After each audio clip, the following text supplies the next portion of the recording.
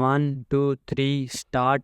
Recently, a sports team from Islamabad, which was proceeding abroad for participation in an international match, was granted permission on the same day that the matches were scheduled to start. Full stop.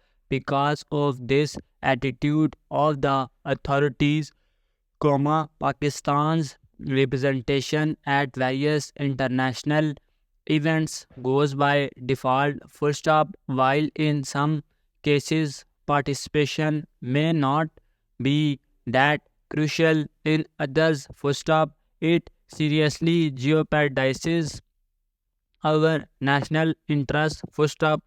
Speaking of the present example, one can only say that if permission had been granted in time to the Human Rights Society to participate in the conference, it would only have been a plus for the authorities, since the society would have been in a position to express Pakistani's point of view on the issue under consideration, and also to challenge the allegations made against the government in the field of human rights by international bodies. Number two, from time to time, full stop. Similarly, their representation would only lead to a better understanding of Pakistan's problem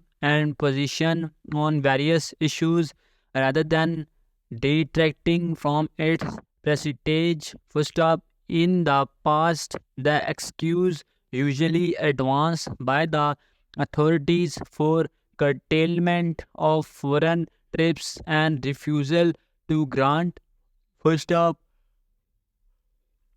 objection certificate is that there are financial constraints. Full stop. This may well be, and while the authorities, you will be compelled to deny permission. Full stop.